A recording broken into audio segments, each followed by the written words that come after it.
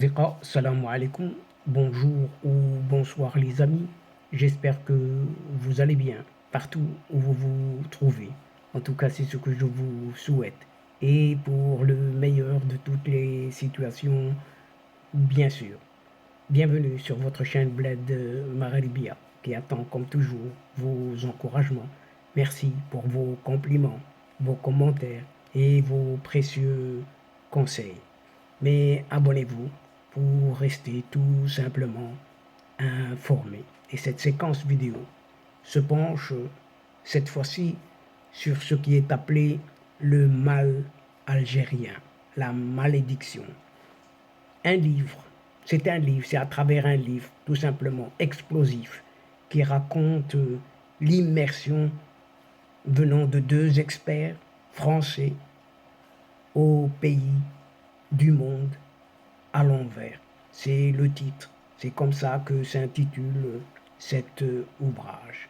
Et à partir de là, il en est déduit que l'Algérie n'est pas un pays, mais un système. Et nous allons voir tout cela.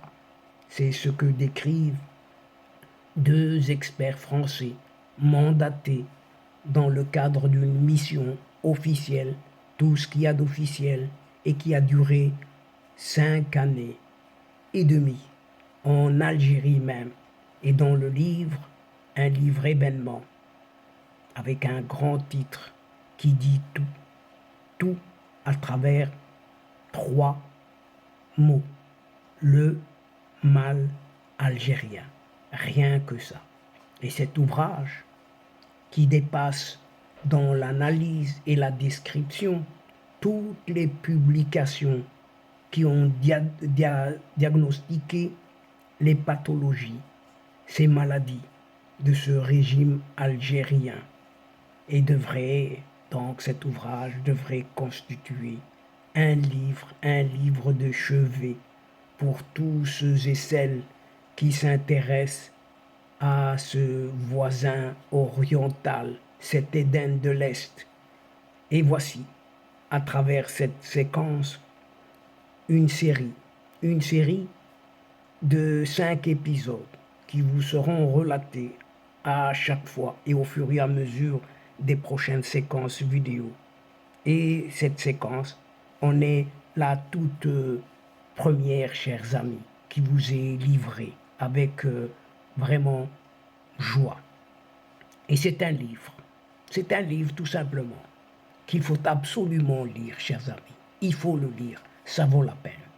Ces auteurs ne racontent pas seulement de façon documentée, même très documentée, leur expérience de cette Algérie, mais décrivent avec une précision inouïe d'un chirurgien la genèse et les bases du système sur lequel repose ce pouvoir en ce pays. Les racines du mal, implantées depuis, très simple, un certain mois de juillet 1962, par un certain Houari Boumediene Boukhrouba, et largement alimenté par ces vieux capots corrompus, sont le socle sur lequel repose aujourd'hui ce pouvoir en Algérie et ce qui en détermine une certaine gouvernance, si on peut l'appeler ainsi que les choix économiques très désastreux. C'est un livre qui décortique minutieusement, éventre même une certaine opacité de ce système.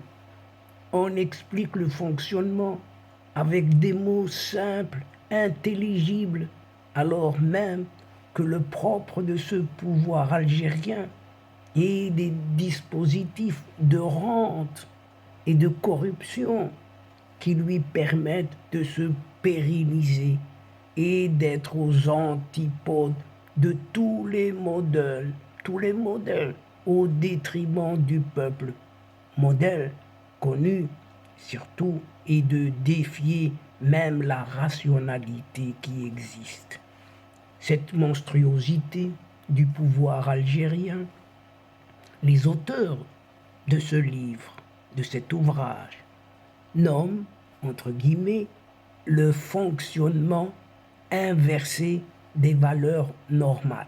Rien que ça, vous entendez bien, le fonctionnement inversé des valeurs normales. Point. Il n'y a rien à rajouter. Et il convient de saluer leur opiniâtreté à avoir résisté au vertige que donne ce pays qui marche décidément sur la tête.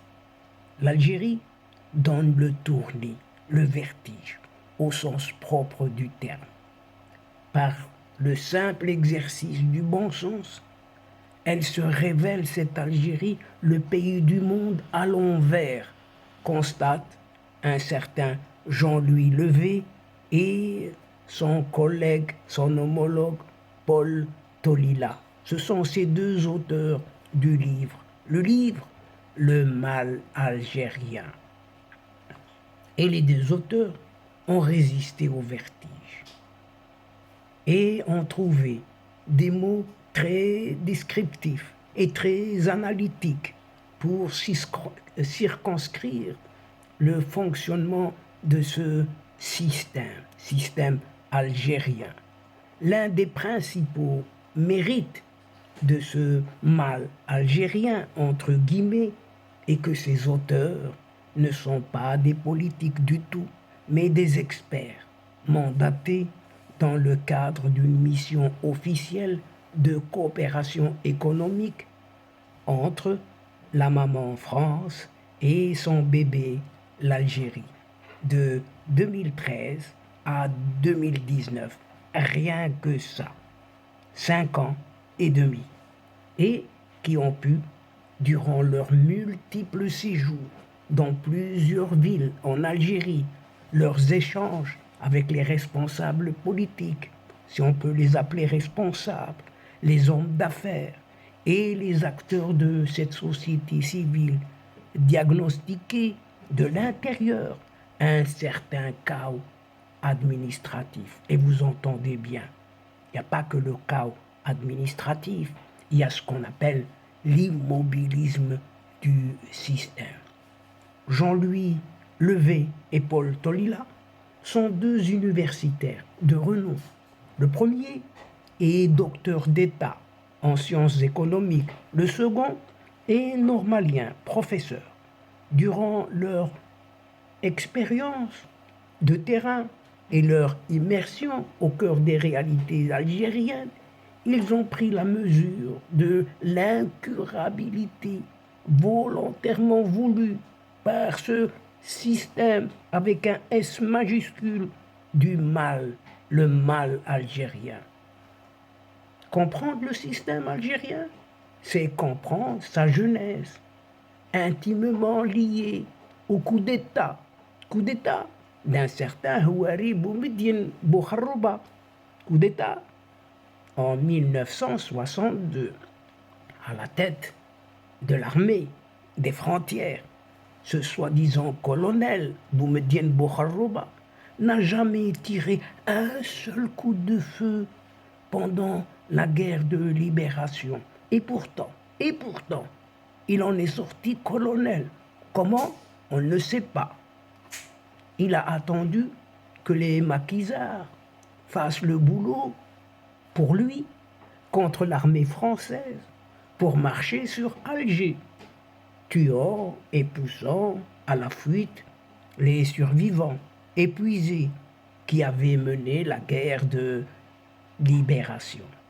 Houari Boumediene Boukhrouba propose à un certain Ahmed Ben Bella un partage du pouvoir avant de se débarrasser de lui en 1965 pour diriger cette Algérie jusqu'à sa mort en 1978. De coup d'État en coup d'État, comme celui du coup d'État de 1962, naît une certaine configuration typique du pouvoir algérien pour des décennies jusqu'à aujourd'hui, un pouvoir réel aux mains de l'armée, dissimulé derrière un paravent d'une présidence soi-disant civile et appuyé par des services secrets quadrillant la population, capables de tenir à l'œil et au doigt, voire de liquider même les opposants, organisés pour tout type de manipulation. C'est ce que notent ces deux auteurs du livre. Posé par Houari Boumediene, Mohamed Ben Brahim Bokharouba, le système a été développé par un certain général Arbi Belkher, le parrain des parrains, qui a structuré un dispositif de rente et de corruption très généralisé qui profite aux caporaux et dont tireront profit plus tard les oligarques qui feront leur apparition sous le règne d'un certain petit abbé chassé du pouvoir par un certain Hirak, un mouvement pacifiste, en 2019. Le système est au-dessus de tout. Les luttes à mort entre les différents clans, ainsi que les purges et les procès qui conduisent à la prison, visent aussi à le préserver.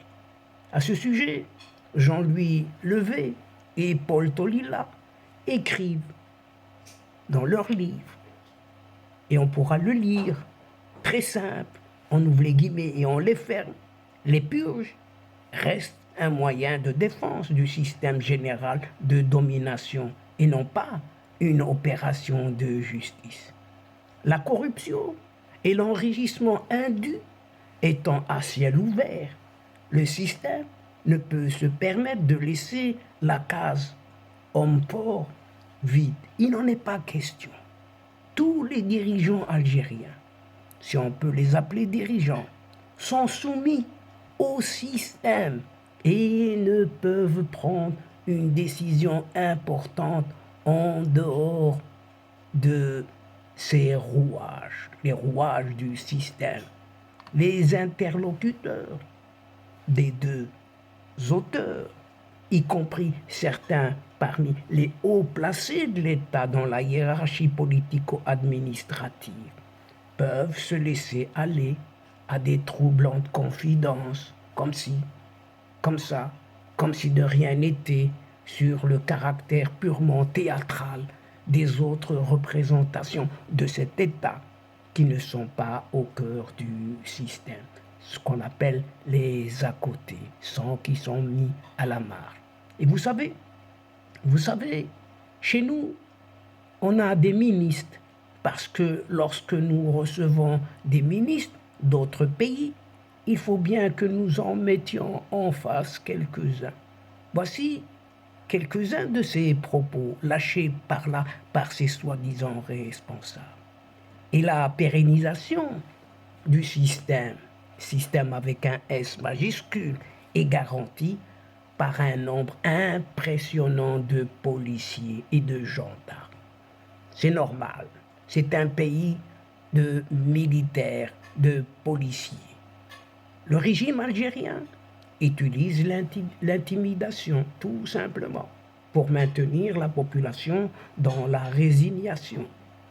210 000 policiers, vous entendez bien, 210 000 policiers et 180 000 gendarmes veillent au maintien de l'ordre. Rien que ces deux chiffres-là, ça vous donne le tournis. Les deux auteurs de ce livre précisent que proportionnellement à la population, les forces de l'ordre en Algérie sont 2 fois plus nombreuses qu'en France. Vous entendez bien, 2 fois plus nombreuses qu'en France.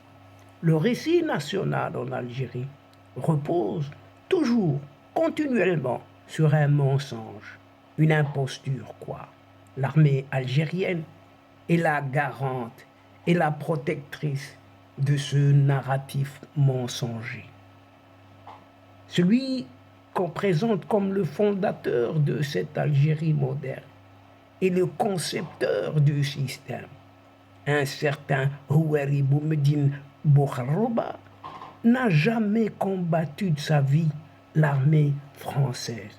Ce soi-disant, entre guillemets, moujahid qui n'a jamais tiré une seule balle incarne un récit national qui est enseigné dans toutes les écoles algériennes. Mais le problème demeure. On reste dans la logique, cette logique de guerre et de la faiblesse d'opérations brutales qui, en 1962 et ensuite 1965, ont donné par un coup d'État la prééminence à une armée qui n'avait jamais combattu et qui fraya sa route jusqu'à Alger sur les corps d'authentiques maquisards, d'authentiques moujahidines. Abben Ramadan, cet architecte de la révolution algérienne, le défenseur de la suprématie du politique sur le militaire, lui a été assassiné par ses propres compagnons en décembre 1957 au Maroc, bien avant l'indépendance. Sa tombe au carré des martyrs, dans les cimetières de l'Alia, est, semble-t-il, vide, car il a été impossible de trouver ses restes malgré les tentatives d'un certain président, Chadli Benjdid. D'autres véritables résistants et pères de l'indépendance de l'Algérie ont aussi été assassinés. Par qui? Je vous le donne dans le mille. Houari Boumediene, Bouharouba. Comment ne peut-on pas l'appeler assassin ou criminel? Il s'agit entre autres de ceux qui ont été assassinés par ses mains, de Mohamed Khidr, assassiné en Espagne, 1967, et enterré au Maroc. Krim Belkacem, assassiné en Allemagne en 1970 et transféré seulement 25 ans plus tard au carré des martyrs, sans parler d'un certain colonel Lamérouche dont la dépouille a été souillée et cachée dans une cave. Tout ce déficit guerrier d'une armée dont la seule victoire fut celle d'un coup de force étatique dans son propre pays explique peut-être en partie l'héroïsation outrancière d'une certaine caste militaire algérienne, comme une tentative sans cesse recommencée de combler un manque symbolique. Un trou quoi? Un trou dans une histoire sans victoire authentique. En tout cas, c'est ce qu'analyse avec une lucidité à couper au couteau les deux auteurs de ce livre, Le mal algérien. Et le système, avec un S majuscule, maintient une menace constante sur les populations par la ritournelle de l'ennemi extérieur, un ennemi imaginaire qu'on invente de tous côtés, ennemi extérieur. Rien ne va mal en Algérie sans que soient impliquées les intentions malveillantes entre guillemets des autres, que ce soit la France, le Maroc ou tout pays qui servira opportunément de repoussoir idéologique commode. Note toujours ces deux auteurs, Jean-Louis Levé et Paul Tolila. Le système, avec un S majuscule, ne définit pas la notion algérienne par un avenir commun à construire, mais par des ennemis extérieurs. Et c'est constant. Oui, c'est un appel incessant que celui des pouvoirs algériens successifs au complot contre le pays, la menace étrangère, la désignation des traîtres alliés aux machinations de l'extérieur. Tout le monde en veut à l'Algérie dite nouvelle, vue par le pouvoir. Ce ne sont pas les objectifs communs à construire qui définissent la nation algérienne, mais ses ennemis. Faire peser de façon constante la menace d'un ennemi extérieur, imaginaire surtout. C'est aussi garder les feux des projecteurs sur l'armée. L'armée prétendument supposée protéger le peuple algérien contre cet ennemi, un ennemi omniprésent. Les exportations d'hydrocarbures, gaz et pétrole représentent tout de même entre 95 et 98% du total des exportations de l'Algérie, excusez du peu. Ces hydrocarbures sont la reine des rentes, la rente mère. Et tous les autres dispositifs de rente en dépendent bien entendu.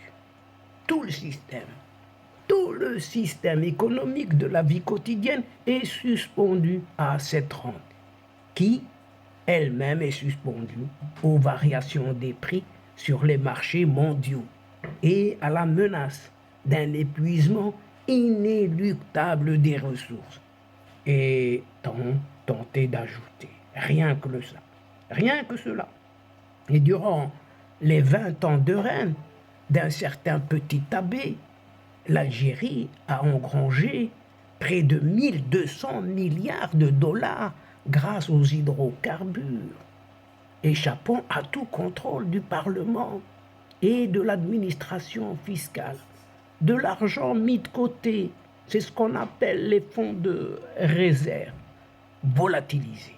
Et au lieu de les investir dans des projets de développement qui assurent un avenir aux Algériens, Algériennes, en dehors de la dépendance des hydrocarbures, eh bien, les 1200 milliards de dollars se sont évaporés comme neige au soleil dans la corruption et par le biais de subventions directes à destination on ne sait de quelle population.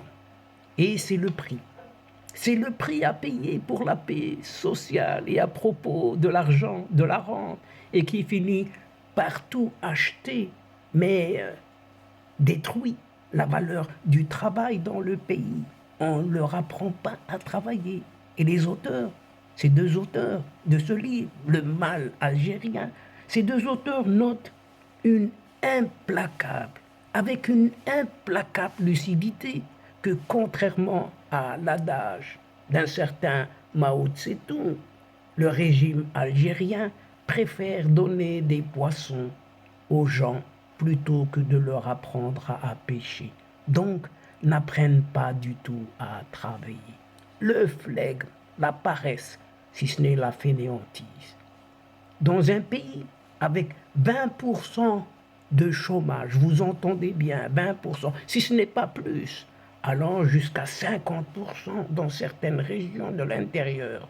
La rente pétrolière est un remède qui tue lentement, de façon générationnelle. Silence, silence absolu. La rente profite particulièrement à ce qu'on appelle les moujahidines, dont le nombre ne fait que augmenter, croître, ne cesse de croître. Le nombre des moujahidines et à leurs descendants. Un ministère très riche, par ailleurs, s'occupe bien de cette catégorie d'Algériennes qui n'a nullement besoin de travailler et dont le nombre a été étonnamment multiplié, au moins, par 10 depuis les années 70, passant d'1,5 million à presque 6 millions. On ne sait comment. Et à propos d'eux, ces deux auteurs, citent une plaisanterie, une simple plaisanterie, très en vogue en Algérie, et qui montre jusqu'à quel point la société est gangrénée par la rente. On ouvre les guillemets, on demande à un enfant quel métier il voudra faire plus tard. Médecin, la réponse est médecin. Soldat, avocat, marchand. Non, non, non, répond l'enfant, non, je veux être fils de moujahid. Et la réponse est lâchée. Et quand on lit cet ouvrage, Le mal algérien, impossible, mais vraiment impossible de ne pas conclure que derrière chaque projet annoncé en Algérie, il y a moins une volonté de développement. Il y a moins une volonté de développement qu'un désir de pot de vin. On pense plus au pot de vin, au bakchiche, qu'à un développement ou un travail. Pourquoi? La rente, la corruption sont devenus des éléments constituants de l'État algérien au fil du temps. Note sans pince rire ces deux auteurs. Et les montants en jeu sont stratosphériques, inimaginables. E, T, R, H, B. Initial. Initial. Le groupe, c'est un groupe. Le groupe de l'oligarque Ali Haddad a bénéficié via 457, écoutez bien, crédit bancaire sur les 20 dernières années d'un montant total astronomique de 18 milliards d'euros, remboursable à long terme, soit d'ici 2030, ce qui, bien sûr, ne sera jamais réalisé, vous l'aurez imaginé, chers amis. C'est estimé à 11 milliards de dollars, la construction de l'autoroute Est-Ouest, dont la grande partie a été confiée à des entreprises chinoises.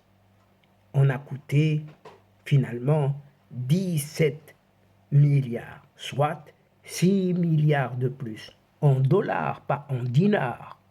De nombreuses lacunes dans la rédaction des contrats ont permis de contourner la législation pour ensuite donner libre cours à cette sacro-sainte corruption estimée par l'un des anciens managers d'une certaine ANA. ANA, c'est cette Agence nationale de l'autoroute. 4 milliards de dollars. À ce sujet, les deux auteurs de ce livre rapportent une petite anecdote très éclairante. S'agissant des Japonais en charge d'un tronçon de l'autoroute Est-Ouest, prennent littéralement la fuite en direction de la Tunisie devant le nombre impressionnant de responsables soi-disant algériens qui leur demandaient de l'argent en retour, rétro-commission comme on dit. L'édification de la grande mosquée, encore un autre exemple d'Alger, également confié à un groupe chinois, est estimée à 1 milliard de dollars. Quelques années plus tard, la presse algérienne parle d'un coût de 3 à 4 milliards de dollars, soit 3 à 4 fois plus. Que les autorités algériennes signent des conventions ou des projets avec leurs homologues d'un autre pays, quel qu'il soit. Cela n'engage que ceux qui ne connaissent pas cette Algérie, en tout cas ceux qui dirigent cette Algérie. En effet, précisent toujours ces deux auteurs, avec des exemples à l'appui de ces situations réelles, qu'un projet soit signé, ne les préservant rien de menaces qui peuvent surgir sur la base de raisons abracadabrantes, voire parfois sans explication du tout, et de préciser que nombre d'accords signés dans le cadre de leur mission sont dans d'inexplicables ensablements. Certains sont début d'exécution, d'autres stoppés sans motif déclaré, ce qui contribue à l'ensablement des projets. C'est souvent le correspondant algérien de la partie étrangère qui disparaît du jour au lendemain sans autre explication et sans laisser de traces surtout. Cette perte de l'interlocuteur algérien est une sorte de classique pour dire non, tout simplement, et se débarrasser de projets dont on ne veut plus, sans se donner la peine d'expliquer pourquoi, commentent les deux commentaires, les deux auteurs, et de préciser qu'à la différence des pays voisins, comme le Maroc et la Tunisie, les administrations politiques algériennes n'ont pas d'intranet. Tous les fonctionnaires travaillent à des messageries personnelles. L'évaporation des individus en est grandement facilitée. Et avec des interlocuteurs qui utilisent des adresses e-mail privées, il devient très difficile d'avoir accès aux institutions. Cette absence de messagerie professionnelle rend le projet quasiment tributaire d'un seul correspondant, comme si la raison sociale de tel ou tel ministère reposait sur le correspondant, votre correspondant, et ce dernier disparu, tout peut disparaître avec. D'où ce commentaire sans appel. Cette attitude est certainement une des plus néfastes, des plus redoutables pour le développement et la réputation de cette Algérie dans les opérations de partenariat économique. Elle témoigne d'une extrême désinvolture à l'égard des contrats signés et augmente encore plus les craintes des entreprises étrangères envers un pays où règne finalement une grande insécurité juridique. Jean-Louis Levé et Paul Tolila, ces deux auteurs, citent des exemples à l'appui qui apportent la preuve que ces institutions algériennes sont des partenaires très, mais très peu fiables. Le mal algérien, ce livre, s'intéresse aussi aux mots, aux malédictions de la société.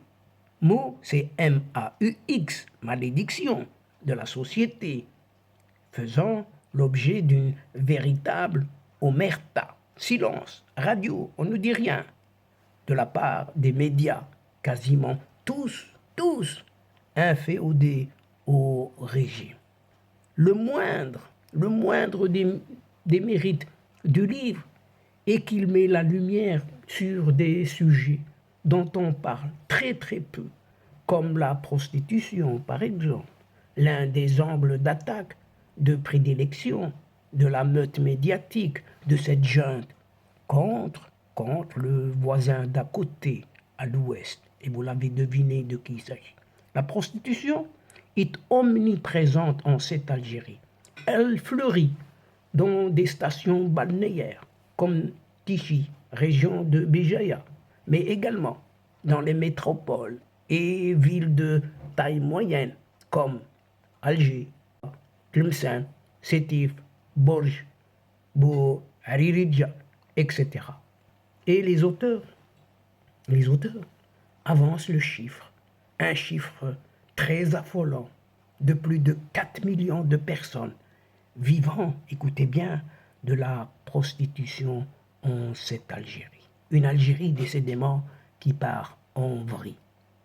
Ces deux auteurs écrivent à ce sujet. En 2007, un rapport de l'Institut de sondage algérien, Abassa, spécialisé dans les enquêtes sociales, rapportait l'existence d'environ 1 200 000 de prostituées clandestines en Algérie. Rien que ça. Vous entendez bien, 1 200 000 prostituées clandestines en Algérie. Chacune faisant vivre au moins 3 personnes autour d'elle, ce qui donne un chiffre d'un peu plus de 4 millions de personnes vivant uniquement de cette activité. Toujours à propos de la prostitution, Alger est décrite comme, excusez-moi du terme, mais on doit absolument le lâcher puisque les deux auteurs en parlent, Alger est décrite comme un bordel, à ciel ouvert. Ces auteurs citent une avocate au barreau de la capitale algérienne qui a mené une enquête sur cette activité et recenser quelques 8000 maisons dédiées à la prostitution dans le seul Alger. 8000 maisons destinées rien qu'à cela. Sans parler, sans parler des autres endroits de la capitale, où des femmes et des hommes tarifient leurs relations. Rues, garages, carcasses de véhicules, gourbis, petits appartements, villas, pourquoi pas, hôtels de passe, etc., etc. La liste est longue, non exhaustive, bien sûr. Cette prostitution est aussi le fait de mineurs d'âge. L'âge d'entrée dans le métier se situe entre 14 et 16 ans.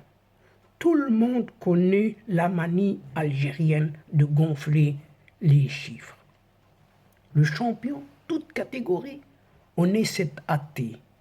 Cet athée, vous le connaissez désormais, il est sans foi ni loi, qui a affirmé devant un certain secrétaire d'État américain Anthony Blinken que son pays va produire, écoutez bien, 30 millions de tonnes de blé et nourrir même l'Égypte, le Maroc et la Tunisie. Rien que ça. Pour un boni menteur, on ne peut plus clair et plus menteur que ça. Les chiffres fantaisistes sont une spécialité algérienne, bien évidemment. À ce sujet, un certain ministre algérien du tourisme, Yassine Hamadi, a annoncé en septembre 2022 devant la presse: nous avons enregistré plus de 11 millions de touristes algériens et étrangers qui se sont rendus dans les 14 wilayas côtières.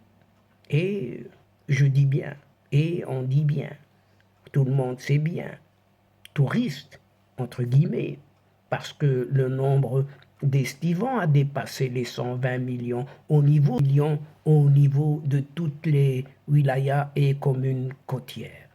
En réalité, selon un professionnel algérien du tourisme, le petit frère du petit abbé, cité dans Le Mal algérien, ce livre, le nombre de touristes n'a pas dépassé le cap des 3000 par an au cours des 20 dernières années. Rien que ça. De 3000 à 11 millions, on est en une année. Cela donne une idée de l'abîme qui sépare la réalité des énormités proférées par les dirigeants algériens. Le passage suivant montre que ceux qui croient aux chiffres annoncés par le régime algérien s'exposent à de violents revers. Nous nous souvenons de ce grand groupe français automobile souhaitant créer une usine de production de voitures. Le ministère de l'Industrie lui avait annoncé environ 140 entreprises algériennes présentes dans le domaine de la sous-traitance automobile. Après une longue enquête menée par une banque française, implantée de longue date, 4 seulement furent identifiés. Et encore, un travail important était nécessaire pour mettre à niveau leur production afin qu'elles puissent contribuer à la production de véhicules dans la nouvelle usine dédiée. De 4 à 140, c'est mieux que l'abîme qui sépare 3000 de 11 millions. C'est encore mieux, même si la distance entre la fabulation et le réel reste littéralement vertigineuse. Un sous-titre de ce fameux livre, comme, entre guillemets, la ritournelle de la diversification, montre que toutes ces annonces de diversifier l'économie algérienne sont un vieux disque, mais vraiment un vieux disque rayé. Le coup de menton de cet athée n'y feront rien, finalement rien.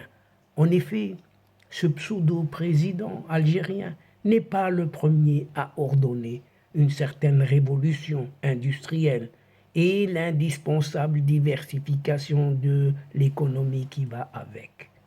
Et les auteurs du livre de préciser que depuis plusieurs décennies déjà, cette thématique revient tout le temps dans les discours des présidents successifs et les études réalisées sur ce sujet, en particulier par des universitaires, sont nombreuses, mais restent tout le temps dans les tiroirs poussiéreux.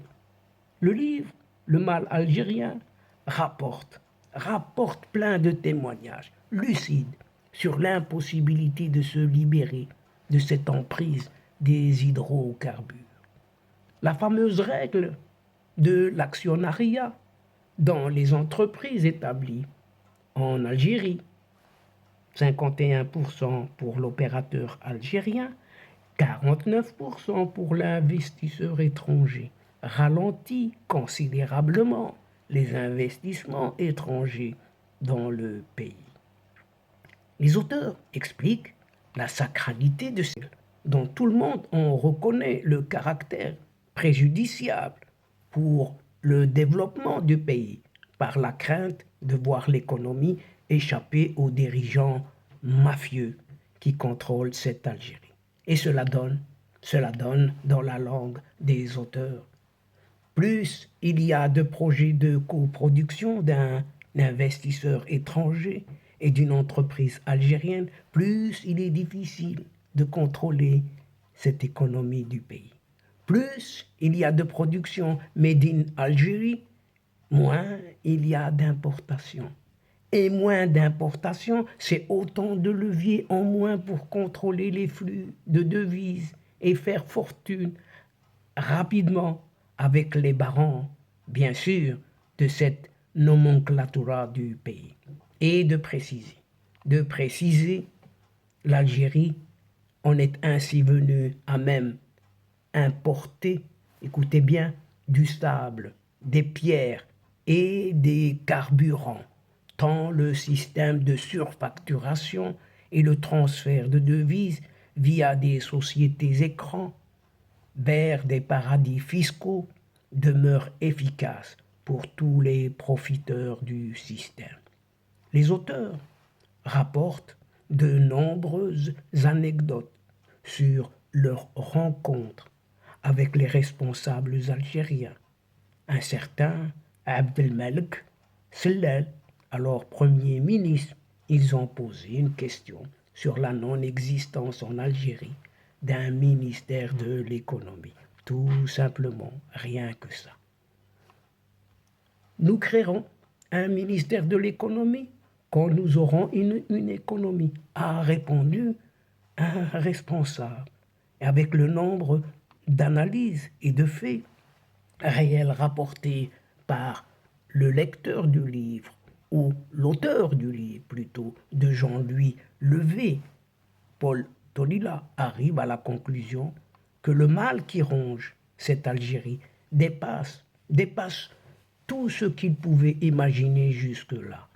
Tant que le système est en place, le système avec un grand S, S majuscule, l'avenir n'aura pas de futur pour le peuple algérien. Et donc, chers amis, mesdames et messieurs, c'est ici que prend fin cette longue séquence, tout en prenant congé de vous. Mais nous espérons vous retrouver très très bientôt avec un immense plaisir et comme d'habitude. Merci pour votre participation, de nous suivre jusqu'au bout, sans oublier de nous aider mutuellement, d'aider votre chaîne en vous y abonnant tout simplement en masse, afin d'être informé très très rapidement et comme il se doit. Merci, mais aussi en partageant autour de vous les séquences vidéo. Quant à moi, il ne me reste plus qu'à vous dire au revoir les amis et à la prochaine fois, Inch'Allah. Assalamu alaikum wa rahmatullah wa barakatuh. Ma'a salama.